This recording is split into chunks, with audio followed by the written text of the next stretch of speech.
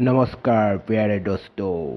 अभी बिना मूल्य आपको मंथली मिलेगा भरपूर टका।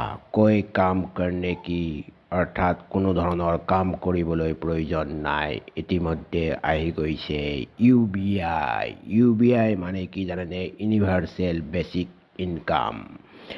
ইয়াৰ মূল উদ্দেশ্য কি জানেনে? ইয়াৰ মূল উদ্দেশ্য হৈছে যাতে মানুহে ভালদৰে জীৱন যাপন কৰিব পাৰে। ইয়াৰ কাৰণ কি? এই পইচা আপোনাক দিব জানেনে? বিশ্বত যেনে ধৰক ভাৰতবৰ্ষৰ আম্বানী আদানী আৰু বিশ্বত ধৰক যেনেকৈ টেছলাৰ মালিক এলেন মাস্ক আদি বিখ্যাত মাল্টিমিলিয়নিয়াৰসকল মিলিয়নিয়াৰ হৈ গৈ আছে আৰু মধ্যভোগীসকল সদায় দুখীয়া হৈ গৈ আছে। এই ৰোধ কৰিবৰ বাবে ধনীৰ পৰা ব্যাপক হাৰত টেক্স লগাব আৰু টেক্স লগাই সৰ্বসাধাৰণ ৰাইজৰ মাজত টকাবোৰ বিলাই দিব। ইয়াৰ ফলত ৰাইজৰ মাজত উপকৃত হ'ব যদিও বস্তুৰ দাম নেতিবাচক বা নিগেটিভ প্ৰভাৱ পৰিব যে বস্তুৰ দাম বহুত বাঢ়ি যাব। বাঢ়ি গ'লেও কিন্তু মানুহক জীয়াই থাকিবলৈ সকাহ দিবলৈ মান্থলি আপোনাৰ 20,000 টকা পৰ্যন্ত দিব পাৰে। ইতিমধ্যে এই ধনী দেশ ফিনলেণ্ড, কানাডা আৰু USA কেলিফৰ্ণিয়াত এই স্কিম আৰম্ভ হৈ গৈছে। ফিনলেণ্ডত এই স্কিম দিয়াৰ ফলত তেওঁলোকৰ মানুহৰ স্বাস্থ্য আৰু শিক্ষাত ব্যাপক উন্নতি দেখিবলৈ পোৱা গৈছে। তেওঁলোকৰ মানুহে কাম নকৰিও মান্থলি ভাল টকা পাইছে। তাৰ ফলত কিন্তু তেওঁলোকৰ স্বাস্থ্যৰ অৱনতি ঘটা নাই আৰু বৰঞ্চ তেওঁলোকক সুখী হৈ জীৱন যাপন কৰিবলৈ লৈছে। সেয়েহে ভাৰতবৰ্ষতো এই স্কিমসমূহ আপোনালোকে সঘনে দেখিছে চাগে। যেনে ধৰক কৃষক নিধি আঁচনি, তাৰপিছতে অসমত অৰুণোদয় আঁচনি আৰু ধৰক ল'ৰা ছোৱালী পঢ়াৰ ক্ষেত্ৰত 25,000 টকা পৰ্যন্ত দিয়া স্কিম। এইসমূহ স্কিম কিয় দিছে জানেনে? যাতে মানুহজনে সকাহ পায়, জীৱনটো জীয়াই থকা পাৰে। মানুহৰ মেইন উদ্দেশ্য হৈছে যাতে মানুহ মৃত্যুমুখত নপৰি জীৱনটো জীয়াই থাকিব পাৰে। অদূৰ ভৱিষ্যতে এই টকা আপোনাৰ 20,000 টকা পৰ্যন্ত মাহিলী একো কাম নকৰাকৈ দিব। ইয়াৰ ফলত কিছুমান নিগেটিভ প্ৰভাৱ পৰিব।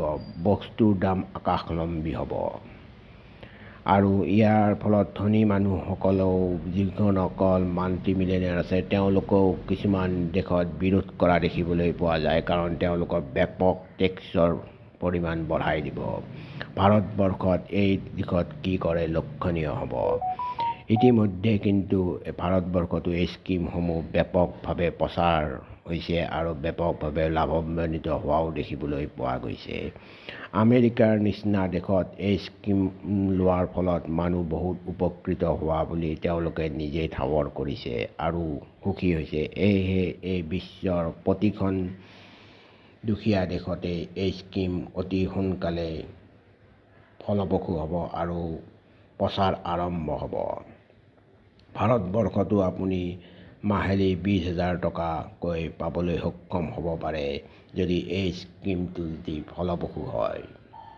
কেলিফৰ্ণিয়াত ইতিমধ্যে $500 পৰা $1,000লৈকে দিয়া হয় 3 বছৰলৈকে। কিন্তু যেতিয়ালৈকে ল'ৰা ছোৱালীসকলে কোনো ধৰণৰ কৰ্ম নাপায়, তাৰপিছত কৰ্ম পোৱাৰ পিছত এই স্কিমটো বন্ধ কৰি দিয়া হয়। কিন্তু আপুনি কোনো কৰ্ম নোপোৱাকৈ বা কৰ্ম নকৰাকৈও এই টকাসমূহ মান্থলি এতিয়াৰ পৰা পাবলৈ সক্ষম হ'ব, কাৰণ সেই দেশসমূহত এই টকাবোৰ দিয়াৰ পিছত তেওঁলোকৰ মানুহৰ স্বাস্থ্যৰ অৱনতিৰ সলনি উন্নতিৰ পিনে যাবলৈ লৈছে।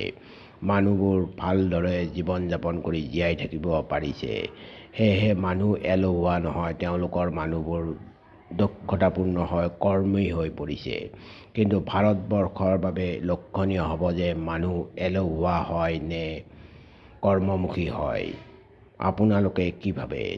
যদি এই স্কিমসমূহ অতি সোনকালে ভাৰতবৰ্ষত আৰম্ভ হৈ যায়, ইতিমধ্যে আৰম্ভ হৈছে কৃষক নিধি আৰু ধৰক অৰুণোদয় স্কিমসমূহৰ দ্বাৰা মহিলা সবলীকৰণক লৈ আপোনালোকে কি ভাবে? মান্থলি 20,000 টকাকৈ যদি দিয়ে আপোনালোক এলেহুৱা হৈ পৰিব নে কাম কৰিব নে নকৰে?